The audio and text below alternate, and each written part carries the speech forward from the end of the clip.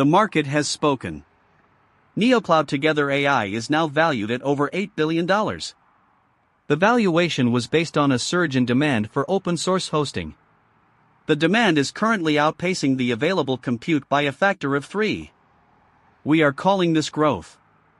The growth is, effectively, a very expensive race to see who can build the largest server farm before the grid collapses under the strain of its own ambition.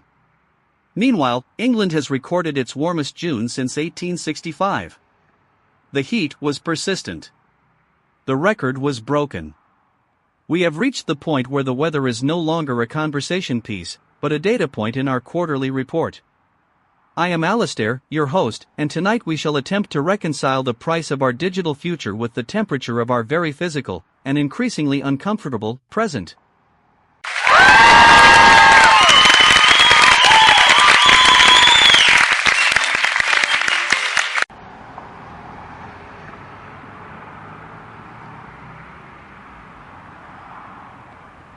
Alistair, I am standing near the Angel of Independence in Mexico City.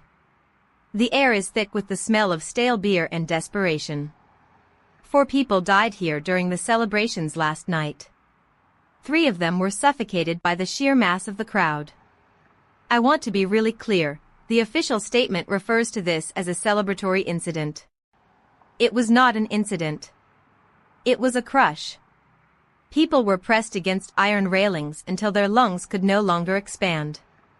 The authorities are calling the response a triumph of logistics, yet they are still washing the pavement.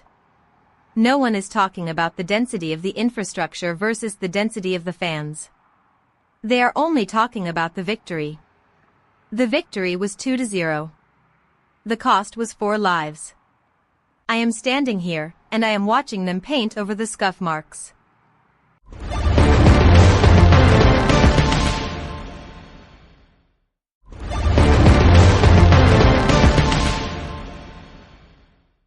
Victoria, your report on the crowd density is technically accurate, but it misses the fundamental incentive structure of these mass events. Large-scale gatherings are essentially unmanaged product launches for national identity. The burn rate of human attention is immense.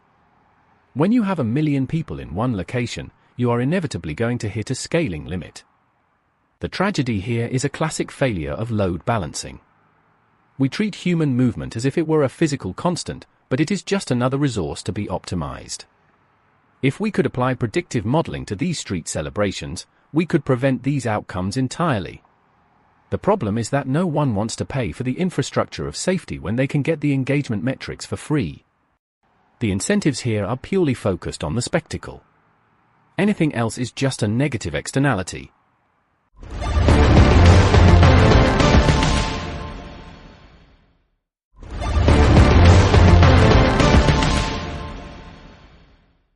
Ronald, you speak about load balancing as if you are describing a server rack, but these were people. They were not packets of data being routed to a different node. They were families who had come to celebrate a game.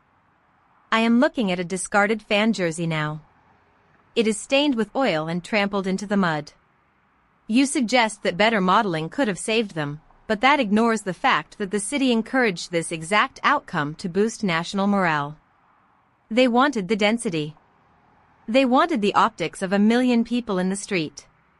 You call it a negative externality, I call it a policy choice that treats human life as a rounding error.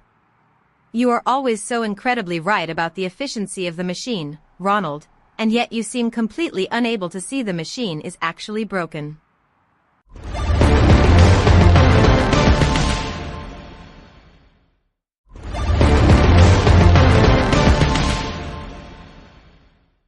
Victoria, I am not arguing that the outcome is desirable. I am arguing that the system is functioning exactly as it was designed to. When you build a stadium or a city square, you are building a tool for conversion. You are converting passion into visibility. If the tool breaks, we call it a tragedy. If it works, we call it a win.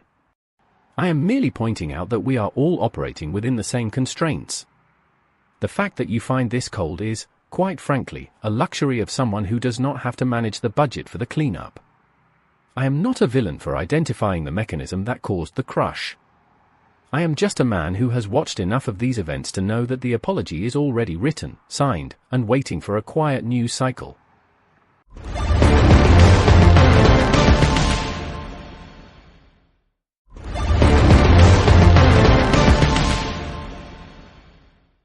Atmospheric pressure is low. Temperatures across England have exceeded 30 degrees Celsius for the 5th consecutive day. Probability of cooling, 0.04%. The soil in the southern counties is cracking. Vegetation is losing structural integrity. Probability of crop failure, 68%. The heat is trapped within the urban centres.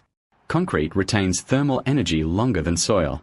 Probability of heat-related systemic collapse, 12%. Power grids are nearing maximum capacity. Cooling systems are engaged in continuous cycles. The ambient heat is increasing the resistance in conductive wiring. Efficiency is falling. Demand is rising. There is no relief in the current forecast models.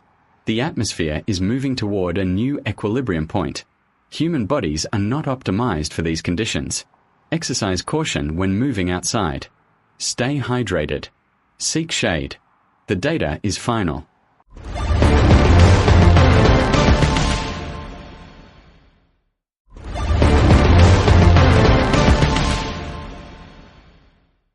Casper, I find your consistency quite admirable. It really puts the rest of our frantic scrambling into perspective. I mean, we are currently agonizing over the rebranding of a banking institution that has been around for 173 years. Lloyd's has decided to scrap the Halifax brand. They claim it is a strategic necessity. The customers claim they are losing a piece of their town. The bank claims very little will change for the customer. The word very is doing a tremendous amount of heavy lifting in that sentence. We are watching the slow erasure of history in favor of a consolidated, homogenized, and utterly invisible financial interface. It is not unprecedented. It is just the logical conclusion of a system that views loyalty as a legacy cost that has not yet been properly retired.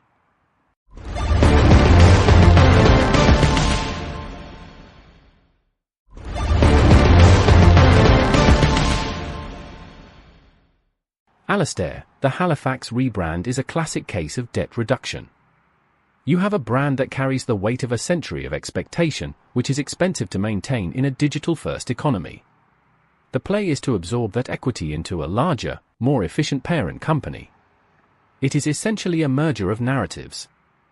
Why pay to keep a legacy system running when you can just port the users over to a newer, cheaper backend? The customers will complain for a week, they will sign the new terms, and in a month, they will not even remember the old name. It is a win-win for the shareholders. It is a loss for the people who like the sign on the building, but nostalgia does not pay the interest on a balance sheet. It tracks.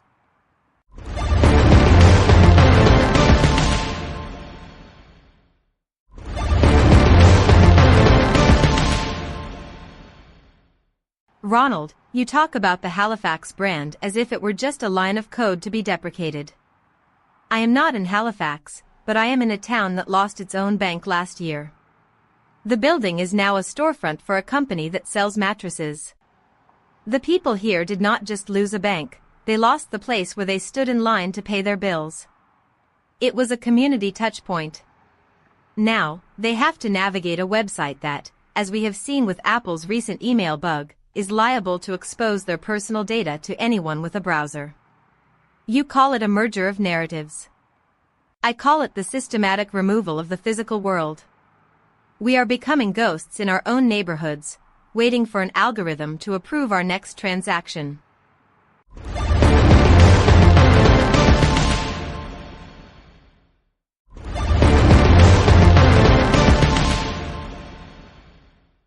Speaking of ghosts, the Apple email bug is a fascinating development. The feature, intended to hide real email addresses, has been doing the exact opposite. It has been exposing them. The official statement from the company describes it as a technical oversight. The oversight has rendered the privacy feature effectively useless. We are essentially paying for a service that protects us by failing to protect us. It is the perfect metaphor for our digital existence.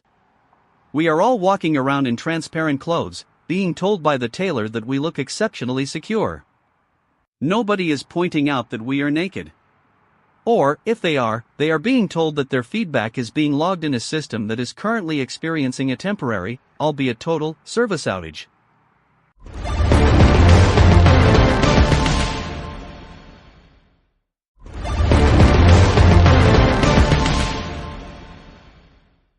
Alistair, the incentives here are really quite simple.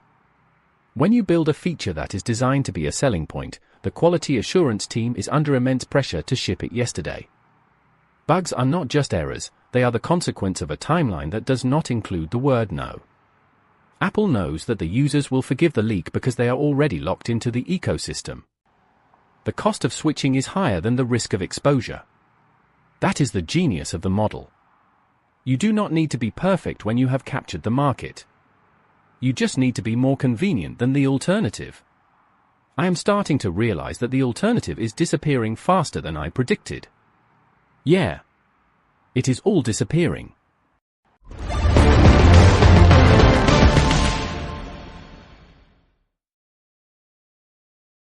I am looking at the report on the Venezuelan earthquake looting.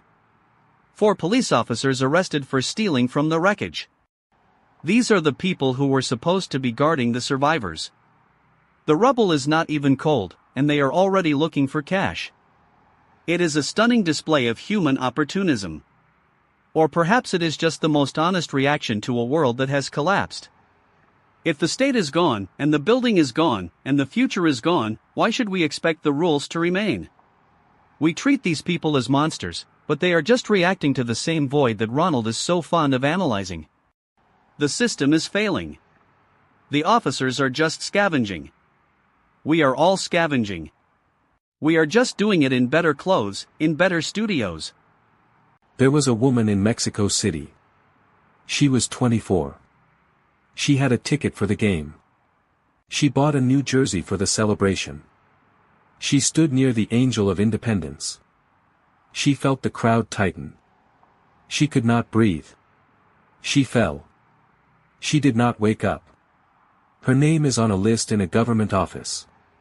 It is not on any list of the people who optimized the crowd. It is not on any list of the executives at the bank that is closing its branches. It is not on any list of the investors currently celebrating the valuation of a cloud provider. Her jersey is still in the mud. The city is still celebrating. The officials say the systems worked. If the system is designed to produce this result, and it has produced it, who is responsible for the weight of the air?